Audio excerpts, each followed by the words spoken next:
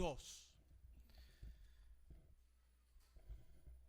Ocurrieron cosas electrónicas en el día de hoy.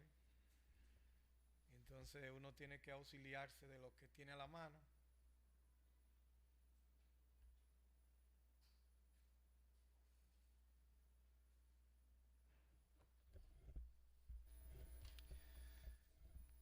Primero a los Corintios, capítulo 2. Ya hemos visto en la introducción que esto es una iglesia griega, de origen griego.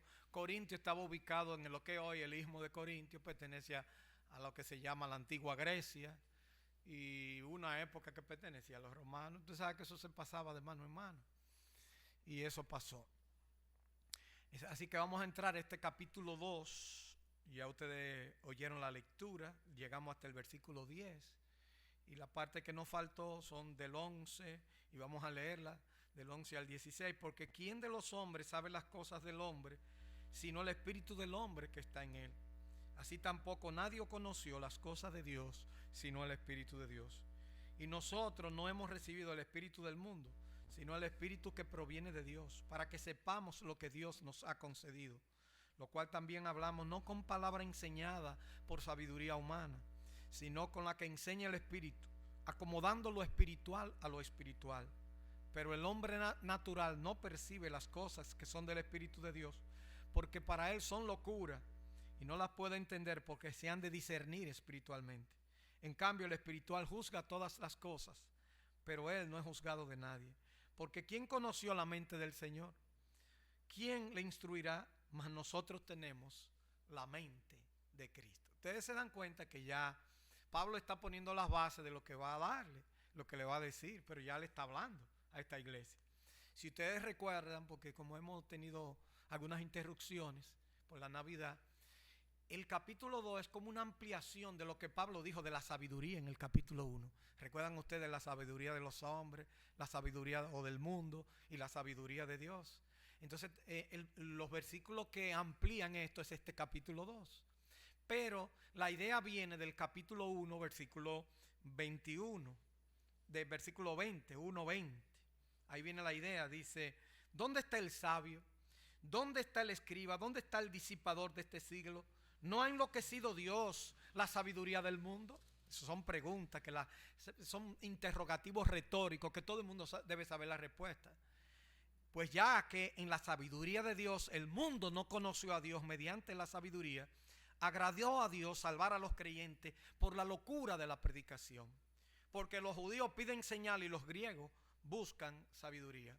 Así que aquí se va a hablar en el capítulo 2 con qué Pablo fue a los Corintios. O sea, ¿cuál fue su perspectiva? Dicen, no, yo soy un tipo estudiado, yo voy a hablar con todo para que ni me entiendan. No, él habló no quería hablar con sabiduría humana. Eso es lo que quiere hablar aquí. Así que él amplía este concepto del capítulo 1, 20 al 22 y pone las bases claras que deben ver en nosotros los oyentes, que no vean la sabiduría humana, sino que vean el poder de Dios. Como claramente dicen los primeros versículos. Dice, cuando fui a vosotros para anunciar el testimonio de Dios, no fui con excelencia de palabra o de sabiduría. Él la tenía, claro que sí. Por eso dice el 4, ni mi mensaje ni mi predicación fueron con palabras persuasivas de sabiduría, sino con demostración del Espíritu y de poder, para que vuestra fe no descanse en la sabiduría de los hombres, sino en el poder de Dios. En otras palabras, Pablo dijo, mire, yo vine a ustedes no pensando que yo soy el que voy a convencerlos. Yo estoy confiando en la sabiduría de Dios. Y eso le produjo en el que temor. Le produjo yo quiero estar consciente de que no dependa de mi preparación. Yo quiero estar consciente que cuando la gente escuche la palabra de Dios, sea el Espíritu Santo que le hable. O sea, ese era su temor. No es que lo vieran como un elocuente, que la tenía su elocuencia. No que lo vieran como una persona capaz, que él tenía su capacidad. Sino que lo vieran realmente que sea el Espíritu, que sea el poder de Dios. Como dice ese versículo ahí 5, para que vuestra fe no esté fundada en la sabiduría de los hombres, sino en el poder de Dios. Qué bueno uno como predicador poder decir eso, pero eso puede quitarle punto a uno, porque alguien dirá, no, pero este tipo no quiere que la gente entienda el evangelio. Es lo que está diciendo, que quiere que la gente entienda, pero que no vean la elocuencia, sino que sea que el Espíritu sea que convence. Eso es lo que yo quiero. Y todo predicador que está preocupado porque la palabra de Dios se entienda, lo que quiere es depender del poder de Dios. ¿Por qué? Porque cuando una persona llega por voluntad humana, como dice Juan capítulo 1, dice, a los suyos vino y los suyos no les recibieron, Juan 1:11. Mas a todos los que les recibieron, a los que creen en su nombre, le dio potestad de ser hecho hijo de Dios. Y el 13 dice, los cuales no son engendrados ni de voluntad de carne, ni de voluntad de varón, sino de Dios. O sea, eso depende de Dios. Y si uno se pone a pensar, ¿cuánta gente han llegado a Cristo porque otro lo está jalando, pero no ha llegado a Cristo? Yo conozco un amigo mío que dicen, yo no sé, yo estaba en una prédica y cuando vine a ver me jalaron y me llevan adelante. Y yo no sabía qué hacer, dije, sí, está bien. Y en realidad yo no nací de nuevo ahí. Después fue que entendí el evangelio y conocí al Señor. No en ese momento cuando él tuvo que, a carabina, lo pusieron ahí. Cuando son la gente que convencen a alguien, eso no dura mucho. Pero cuando las cosas son de Dios, venga lo que venga, pase lo que pase. Hemos tenido a veces personas que hasta enamoradas se han bautizado y porque se quieren casar con un cristiano o porque quieren otras cosas. Y después como que la cosa no les sale, pues ellos se desaparecen. Y hasta se bautizan y todo. Y tú, bueno, eso es una responsabilidad de ellos delante de Dios. Porque si alguien te dice a ti que quiere de verdad ser bautizado, uno no le puede negar si ha creído de todo corazón. Pero como uno no puede conocer los corazones, tiene que enseñarle la palabra y echarse adelante. Pero eso pasa. Pablo estaba preocupado por los corintios. Y así que él quiere demostrar en primer punto. Yo voy a hablar de 3 puntos principales. 3 puntos. En primer lugar, el evangelio descansa en el poder de Dios. En segundo lugar, la verdadera sabiduría la produce el Espíritu Santo. O sea, ¿qué es lo que quiere decir descansar en el poder de Dios? Depende de la obra del Espíritu. Y vamos a ver cómo el Espíritu Santo se manifiesta en la práctica. El Espíritu Santo revela, el Espíritu Santo inspira la palabra, pero el Espíritu Santo ilumina al creyente.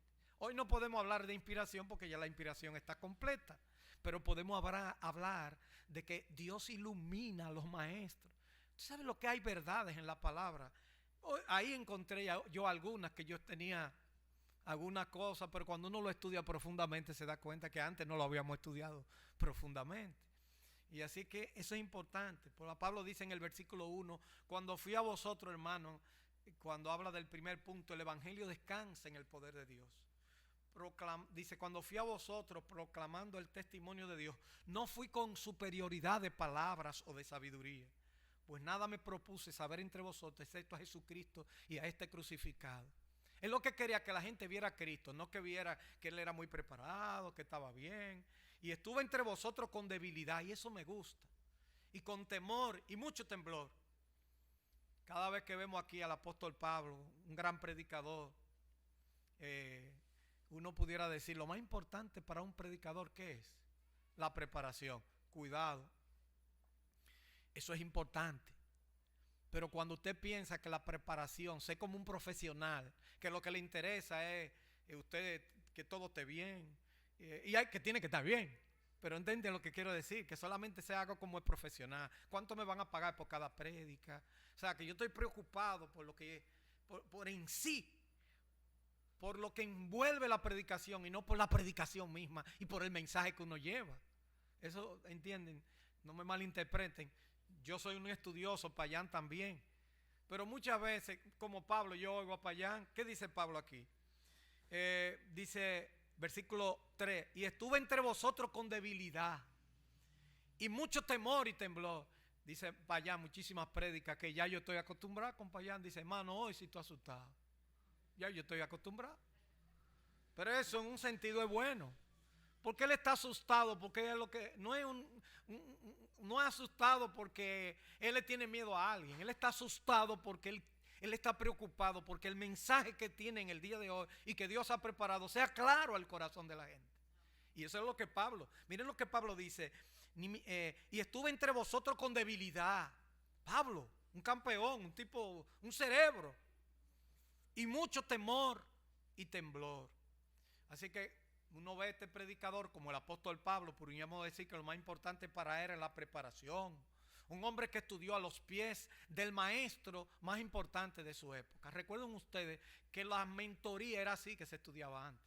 A usted le ponían un maestro que era el que estaba en el tope, y a usted se lo ponía así en la cirugía también. La gente no iba a una escuela a hacer cirugía, sino que lo pegaban al cirujano más importante. Y usted duraba 5 y 10 años hasta que se pusiera viejo el otro. Y después usted lo sustituía. Y usted después buscaba otro pupilo y así.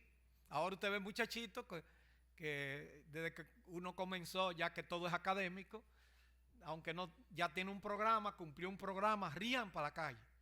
Eso pasa. Yo recuerdo cuando yo me gradué de cirujano. Estoy hablando del año 1992. Y bueno, yo tenía que poner todos los títulos en la pared, porque todo el mundo me decía, ¿usted qué me va a operar? Sí, soy yo, pero ¿y entonces? ¿Y este muchachito que me va a operar a mí? No puede ser, no puede ser. Entonces yo tenía que decirle que no, que yo me preparé, porque normalmente los cirujanos eran viejos. Ya, imagínense, usted veía a Ingenio López, al doctor Lister, eran todos viejos. Agustín Colón, ya vinieron viejos cuando llegaron de Estados Unidos, algunos de ellos. O sea, el que nunca se pone viejo tal vez Tevez Reyes, pero también está viejo ya. Pero usted entiende lo que quiere decir, había un estereotipo. Entonces así mismo es en la predicación.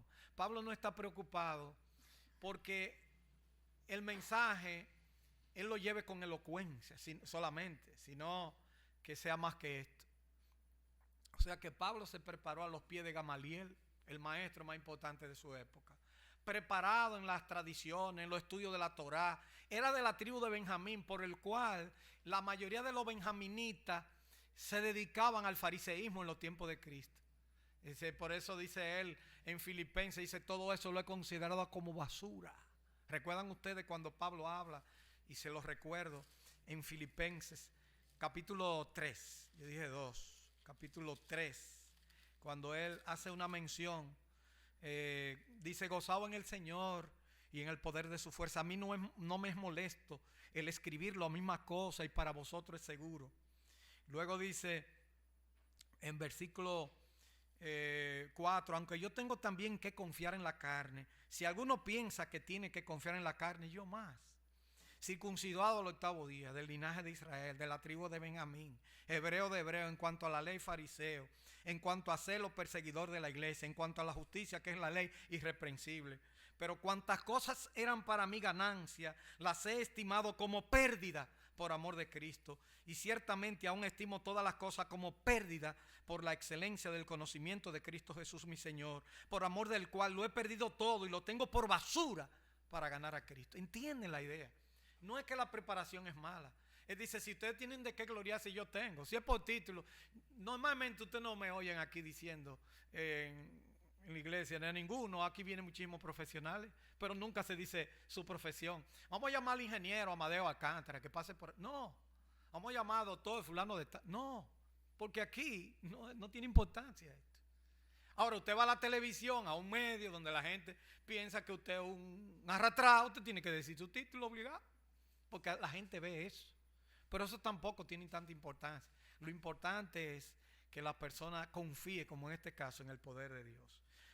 Pablo tenía dominio de diferentes idiomas. Seguro dominaba el hebreo. Seguro dominaba el griego.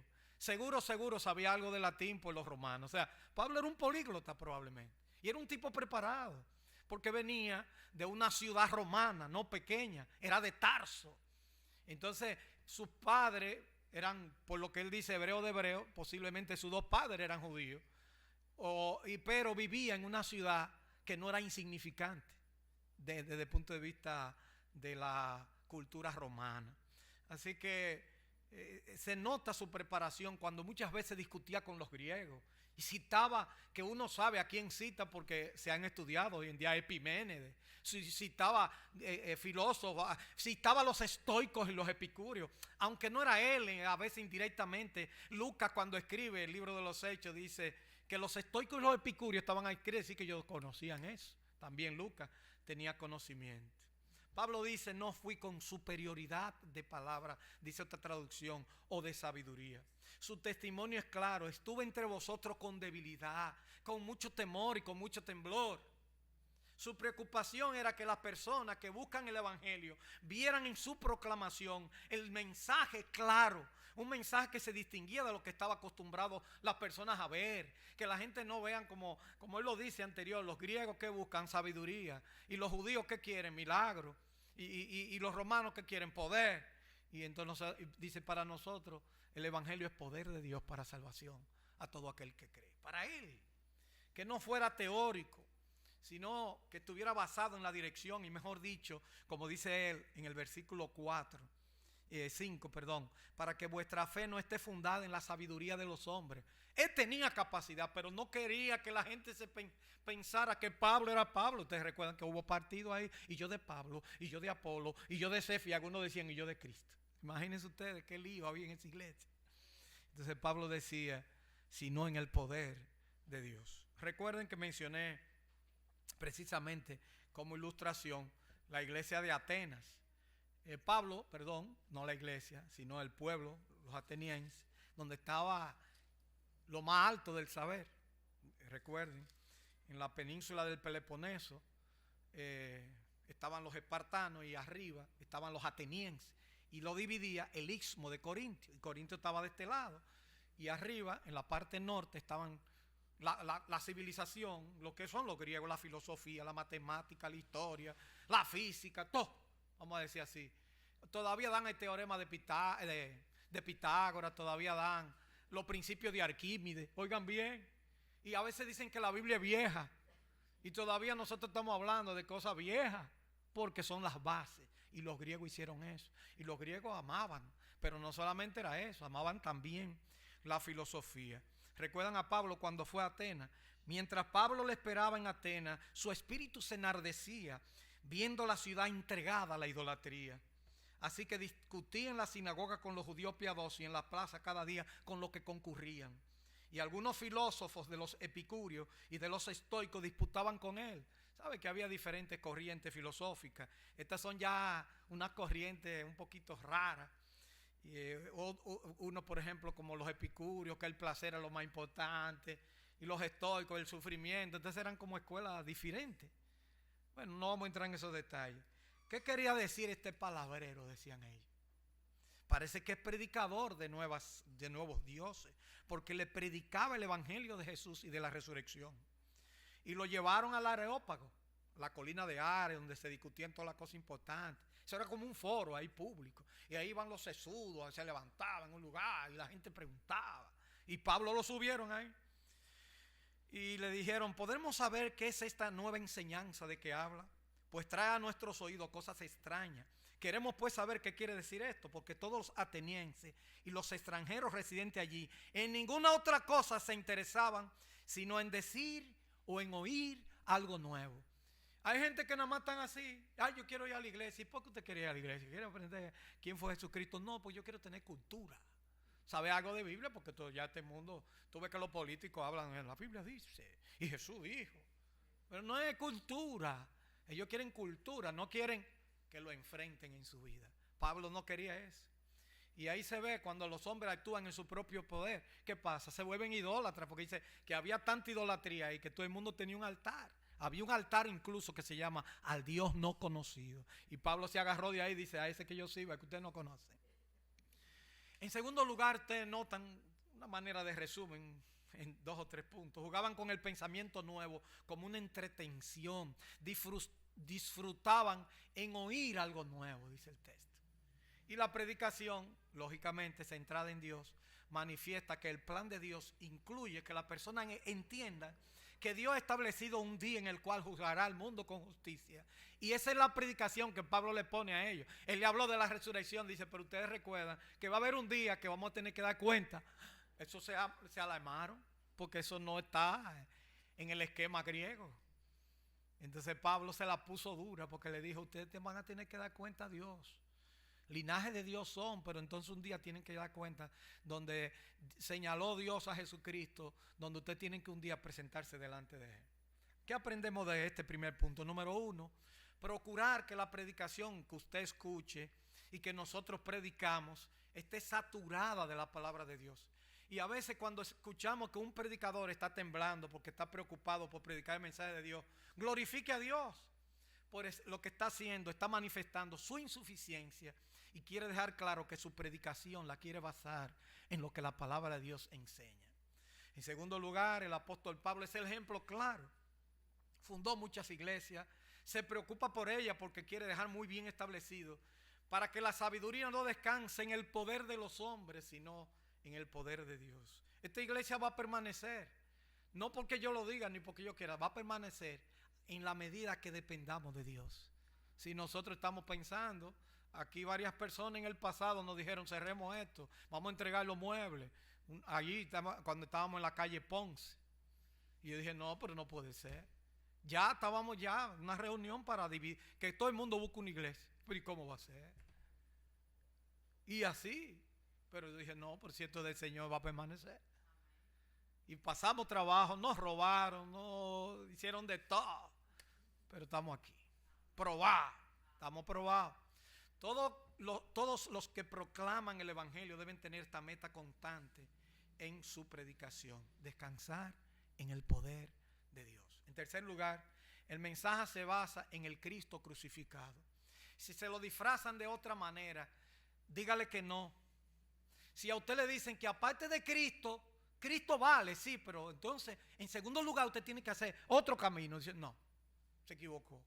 No, Cristo va, pero espérate, que siempre falta algo. No, estamos completos, como decía Pablo en Colosenses. Estamos completos en Él. En Cristo todo es suficiente y el poder solamente viene de Él. Es ahí que usted tiene que probar si lo que le están hablando a usted es correcto. Cuando una gente comienza a hablar de sí mismo y nada más habla de dinero y de ofrenda y que yo quiero que paguen y que los demás no den, esto está raro. Así que dígale que pervierten el evangelio, como dice en 1 Corintios 2:2. Pues nada me propuse saber entre vosotros, excepto a Jesucristo y a este crucificado. Una de las cosas que llama la atención, hay doctrinas en el Nuevo Testamento que a uno le llama la atención, porque eso de la crucifixión, como que eso choca. La cruz, y la cruz es importante, pero la cruz era una cosa de vergüenza culturalmente en los tiempos. Para los judíos era malo, para los romanos eso era algo peor todavía. Y entonces el evangelio y el cristianismo toma ese símbolo negativo y lo vuelve positivo. La gente se salva, dice aquí, por el Cristo crucificado. Solamente me propuse, dice, nada me propuse saber entre vosotros, como dice aquí el versículo 2, pues me propuse no saber entre vosotros cosa alguna, sino a Jesucristo y a este crucificado. Si no se entiende el crucificado, no se va a entender nada. Porque ese que se fue crucificado también se levantó de entre los muertos. El hermano Payán y un servidor, y ahí recuerdo a mi suegro que tenía la colección entera de uno de los pensadores, que yo nunca lo entendí bien, lo tengo los libros, lo voy a tener que, si Dios me permite un día volverlo a leer. Él escribió un libro, un alemán, que se llamaba Erich Sauer, y escribió un libro que se llamaba El triunfo del crucificado, pero un libro bien hecho. Comienza desde el antiguo, así tan, sigue por el nuevo y analiza así. Yo todavía no lo he entendido el libro bien, pero yo era muy joven cuando lo leí y lo repasé todavía siendo joven. Así que voy a tener que volverlo a leer para allá. Él tiene un libro de eternidad, del triunfo del crucificado, la aurora de la redención del mundo, otro libro interesante. El suegro mío tenía toda esa colección y me hacía comprarla. A veces me la regalaba Maribel y que de Navidad y de cumpleaños me regalaba alguno. Y después iba de visita a mi casa y decía, pues este libro es mío. ¿Y qué es esto? Me lo quería llevar. Y yo no, pero fue su hija que me lo regaló. Él le pedía permiso, pero se le olvidaba. Así que según algunos, Pablo hizo todo lo posible para no ganar un concurso de retórica. Pablo hizo todo lo posible para que su predicación la gente dijera, no, este tipo nada más habla de Jesucristo. Puro es Cristo que hay que hablar. Cuando una gente se incomode con usted, cuando usted dice, no, porque la Biblia dice, no, porque Jesucristo dice, pues tú no tienes palabras, tú nada más hablas de Jesucristo y de la Biblia. No le han dicho a usted en una discusión eso. entonces usted va bien. Vayan, va bien. Va bien, van bien, muchachos. Como decían aquellos en Cuba. En segundo lugar, porque aquí el tiempo se va rápido, la verdadera sabiduría la produce el Espíritu Santo. Eso a partir del versículo 6, sin embargo, hablamos sabiduría entre los que han alcanzado madurez. Y sabiduría no de este siglo, ni de los príncipes de este siglo que perecen. Muchos ven aquí una referencia a los príncipes, tal vez a las huestes diabólicas. Ven mucho aquí, por el alcance de estas palabras. Pero hablamos sabiduría de Dios en misterio. La sabiduría oculta, la cual Dios predestinó antes de los siglos para nuestra gloria. Así que del versículo 6, Pablo quiere volver al tipo de sabiduría que no se basa en la sabiduría de los hombres. Entonces quiere poner en claro, ¿y de dónde que va a venir esto? Sino la sabiduría revelada, que ha sido revelada a través de los tiempos, pero en las Escrituras. Y que la gente, los príncipes, los grandes de este mundo, no lo han entendido. Porque si lo hubieran entendido, dice, nunca hubieran crucificado al Señor. Sin embargo, dice el versículo 6, hablamos sabiduría entre los que han alcanzado madurez, y no es una sabiduría que viene de Dios, como dice el 7 también. A veces uno escucha muchos pensamientos, y yo no quiero que ustedes desvíen su mente, pero solo quiero poner como ejemplo cómo la mentalidad del hombre a veces se entretiene. Yo tengo un resumen ahí de muchos pensadores, y quisiera hablarle de tres: de Nicolás Maquiavelo, René Descartes y Rousseau. Solamente un resumito, así 3 diapositivas. Para que ustedes vean cuánto tiempo pierde el hombre a veces en cosas que no salvan y que no le dan satisfacción. A los ojos de los historiadores, esta gente han cambiado los paradigmas en su época. Son cosas que hay que tener en cuenta. Y lo tomé prestado de un libro de Antonio Cruz que se llama Sociología, una desmitificación. El primer enunciado, el primero que hablamos, es Nicolás Maquiavelo, que aparentemente era una persona hogareña y cristiana, pero pensó como piensan los hombres. Dice, sí, y escribió El Príncipe, y escribió esa obra para los reyes, y lo escribió para usted quiere gobernar, entonces usted tiene que hacer todo lo que dice ahí, como un manual de la naturaleza del hombre. Pero en fin, yo no voy a entrar en esa parte de él, en el pensamiento completo. Él decía, el fin justifica los medios. El fin justifica los medios. Eso es viejo, ¿verdad? En segundo lugar, todos los políticos se lo han leído, propone la búsqueda del bien a través del mal.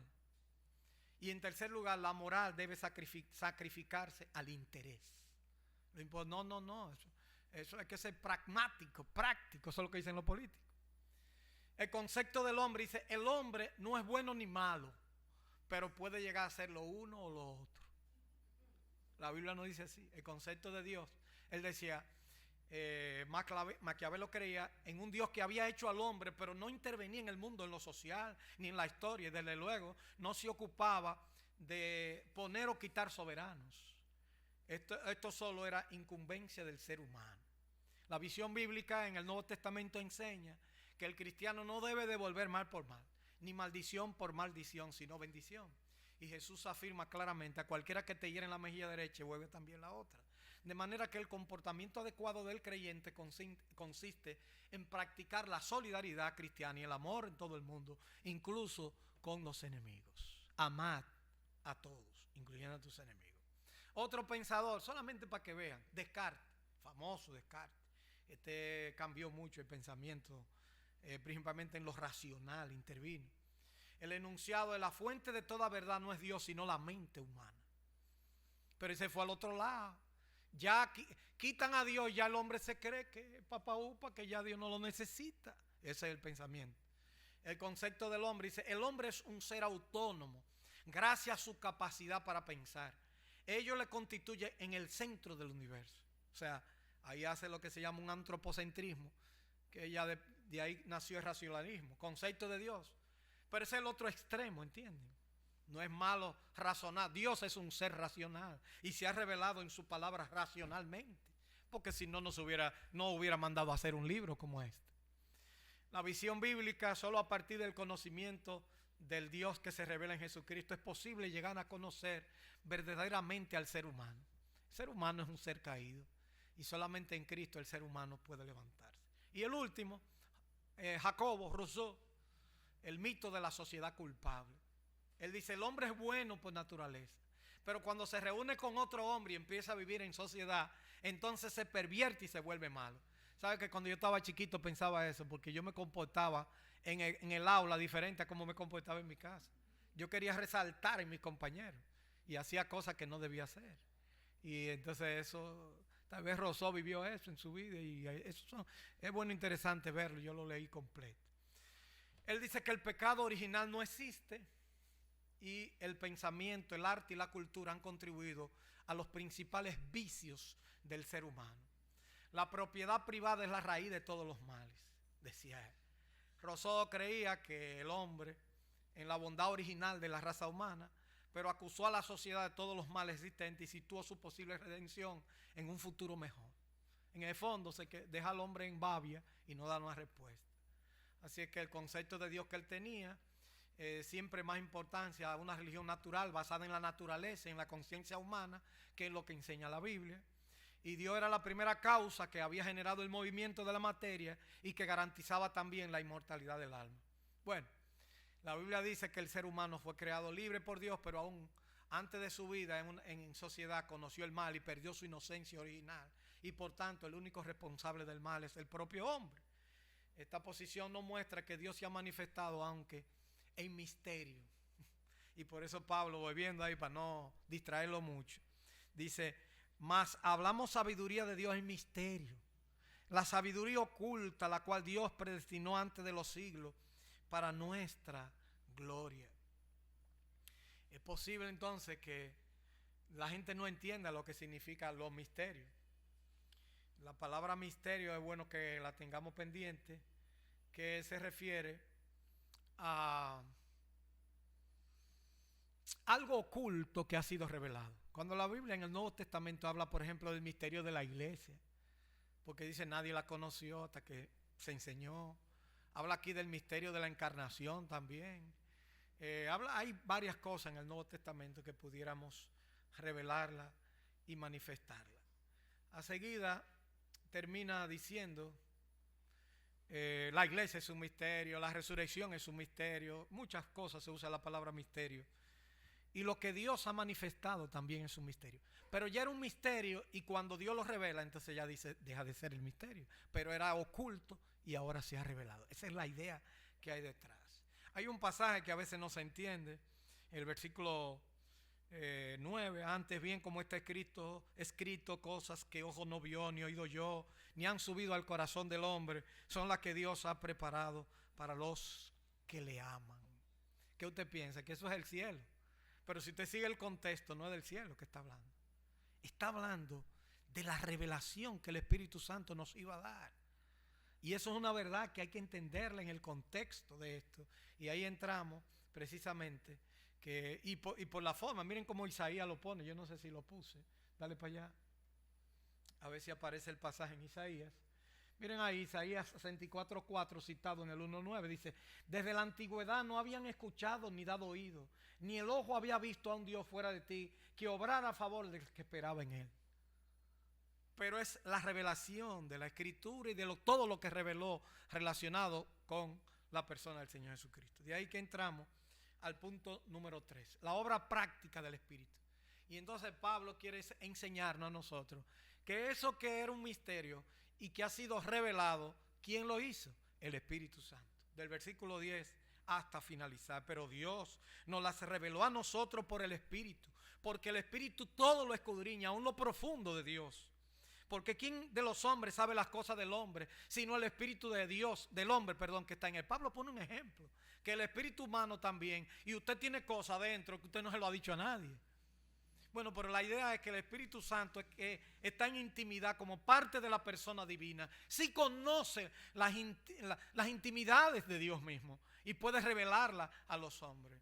Así que enseguida pone en evidencia que estas verdades que ojo no vio y oído yo se pueden ver manifiestas por la obra del Espíritu Santo, actuando en los apóstoles, en la iglesia de ayer, en la iglesia de hoy, convenciendo a las personas que no conocen, redargüeño del pecado al ser humano, dándose cuenta que puede convencerle y enseñar la palabra. el Espíritu su obra. El Espíritu hace la obra de Dios en tres maneras distintas. En primer lugar, el Espíritu revela las cosas de Dios. En segundo lugar, el Espíritu inspira su palabra. Y en tercer lugar, el Espíritu ilumina. Vamos a ver esas tres verdades a vuelo de pájaro. El nos que aparece en el versículo 10, pero Dios nos las reveló a nosotros. Posiblemente se refiere a la obra hecha por Dios en los escritores bíblicos del Nuevo Testamento. La revelación implica algo nuevo que solamente puede ser conocido por el Espíritu Santo. Vemos en el Nuevo Testamento varios misterios. Y eso lo mencionábamos ahorita. Ahorita vemos los misterios del reino de los cielos. En Mateo capítulo 13, recuerdan ustedes todas esas parábolas. Y le preguntaron, el que tiene oído, pero Señor, ¿por qué le habla por parábola? Porque entonces no podemos entender. Dice, ustedes lo pueden entender, pero ellos no lo entienden porque no pueden entender los misterios. En segundo lugar, la Biblia habla del misterio del endurecimiento de Israel. ¿Por qué Israel se pone a un lado y la iglesia trasciende? Todavía hay creyentes que no entienden el papel de Israel y dicen que Israel no juega ningún papel. Sin embargo, el que lea Romanos 9, 10 y 11 entiende que ha acontecido a Israel endurecimiento en parte. Y es un misterio, dice, el misterio de endurecimiento de Israel. Hasta que llegue que la plenitud de los gentiles. Y entonces todo Israel será salvo, etcétera, etcétera. Hemos encontrado en tercer lugar el misterio de que no todos dormiremos, pero todos seremos transformados. Y eso es una revelación que hizo el Espíritu Santo, que los reveló. La palabra revelar significa que había una cortina y abrían la cortina y pero mira lo que es, ya vi que es. Reveló. Dios se revela, en este caso a través de su Espíritu. Cuando hablamos de revelación como una obra del Espíritu, la entendemos como hacerla por escrito, pero inspirando a los apóstoles para que la entendiesen. Pero ese ya es otro trabajo. La revelación es que Dios le dice lo que hay, y la inspiración es que Dios quiera que se escriba lo que Él quiere que se escriba. Y ahí entramos al segundo punto, en el versículo 12 y 13 de 1 Corintios. Y nosotros no hemos recibido el espíritu del mundo, sino el espíritu que proviene de Dios, para que sepamos que lo que Dios nos ha concedido, lo cual también hablamos o escribimos, que sería la palabra, no con palabra enseñada por sabiduría humana, sino con la que enseña el Espíritu, acomodando lo espiritual a lo espiritual. Ahí está. La inspiración consiste en que Dios, en calidad de superior, como cuando sopla el viento en un barquito de vela, si el viento es muy fuerte, usted tiene que manejar bien su vela. Pero Dios sopla, que eso es lo que significa inspiración. Pero en calidad de superior, pero al mismo tiempo sin anular. No es un dictado que Dios dice, escribe ahí, y ellos caían en trance. Y cuando wow, qué lindo lo que yo escribí. Sino que en base a necesidades, Dios lo dirigió sus mentes. No anuló su capacidad. Pablo escribió como Pablo, Pedro como Pedro, Juan como Juan, Lucas como Lucas. Así que el Espíritu Santo hizo ese trabajo. Y en tercer y último lugar, el Espíritu ilumina. La iluminación es la obra del Espíritu que realiza en el creyente para que las verdades de Dios que fueran reveladas en las Escrituras y de igual forma inspiradas sean entendidas en el estudio y meditación diaria de todo creyente. Nosotros tenemos hoy en día que acudir a que Dios ilumina al creyente. Señores, Dios ha dado maestros a su iglesia. Yo doy gracias a Dios por tantos buenos maestros que yo he visto y que hemos podido estudiar. Pero eso hay que trabajarlo. Hay personas que todo es superficial. Y a veces la gente piensa que las cosas de Dios son superficiales. Y ellos piensan que bueno, vamos a predicar, no hay nadie que lo haga, yo lo hago. No, así no. Pero tiene que hacer su mayor esfuerzo. Tiene que dedicarse. Nadie dice, yo soy cirujano y pone un letrero en una casa. Yo soy ingeniero, especialista en concreto. ¿Y dónde usted fue? No, yo que soy yo.